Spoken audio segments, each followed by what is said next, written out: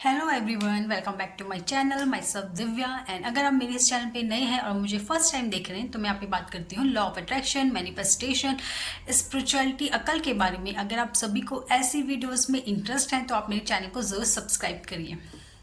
Okay, तो आज का जो टॉपिक है वो है विजुअलाइजेशन। आई डोंट नो, बहुत से शायद लोग ऐसे हैं जिनको विजुलाइज करने में बहुत प्रॉब्लम होती है या वो उन्हें बहुत दिक्कत लगती है ना। उन्हें लगता है कि नहीं, विजुलाइजेशन उनसे नहीं हो पाता। तो कोई जरूरी नहीं है कि उन्हें विजुलाइजेशन करना है, ठीक है ना। वो कोई अदर टेक्निक जो उनको लगती है, जिनमें वो कंफर्ट फील करते हैं, जिनमें वो अच्छा फील करते हैं, वो टेक्निक वो अपने मैनिफेस्टेशन के लिए अप्लाई कर सकते हैं। सिंपली आप अगर सबसे इजी टेक्निक अगर आप मुझसे पूछो तो रोबोटिक अफर्मेशन है, जिसमें आपको कोई जगह की ज़रूरत नहीं पड़ती, कोई टाइम की ज़रूरत नहीं पड़ती।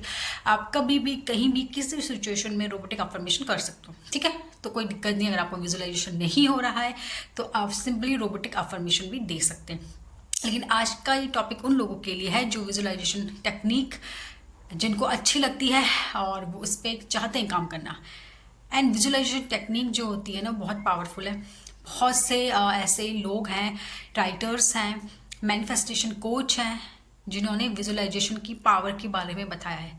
उन्होंने बताया है कि कैसे उन्होंने विजुअलाइज करी अपने कोई चीज़ें और उन्होंने वो चीज़ मैनिफेस्ट कर ली।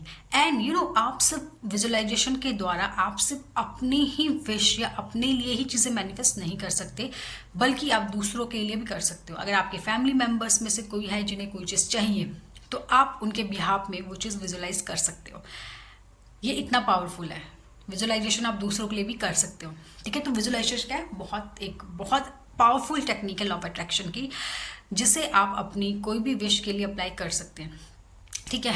एंड अपने दिमाग से पहले तो ये थॉट हटा दीजिए। बहुत से ऐसे लोग हैं शायद जो सोचते हैं कि हम तो विजुअलाइज कर ही नहीं सकते, हम तो विजुअलाइजेशन कर ही नहीं पाते। तो देखिए, ये भी एक अफर्मेशन है, ठीक है। ये भी आप एक अफर्मेशन दे रहे हो अपने आप को कि आप विजुअलाइज नहीं कर पाते, और वो अफर्मेशन आप दे रहे हो तो वो चीज़ आपकी लाइफ में मतलब मैनिफेस्ट हो जाएगी।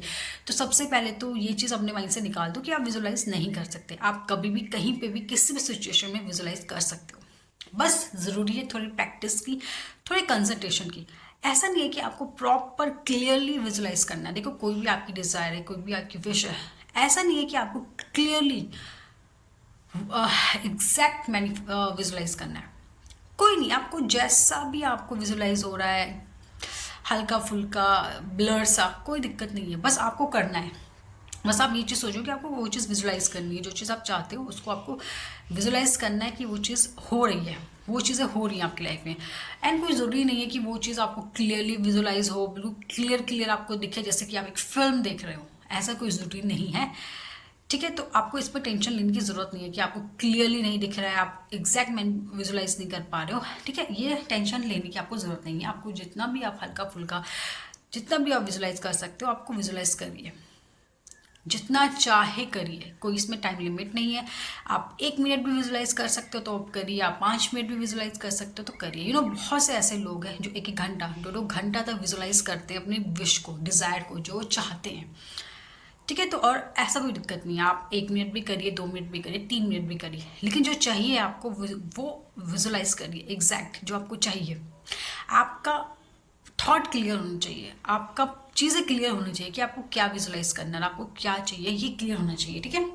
बाकी आप कुछ भी कभी भी विजुलाइज कर सकते हो।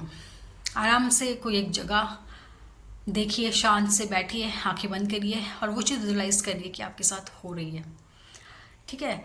एंड ऐसा कुछ नहीं है कि ये आप विजुअलाइजेशन आप नहीं करोगे तो आपकी चीज़ें मैनिफेस्ट नहीं होगी, ऐसा कुछ नहीं है। आप रोबोटिक अफर्मेशन भी कर सकते हो। अगर आप रोबोटिक अफर्मेशन देने में आपको अच्छा लगता है, बार बार रिपीट करने में कोई चीज़ आपको अच्छी लगती है, तो आप अपनी डिज़ायर को, आप अपनी विश को रिपीट करिए, बार बार रिपीट करिए।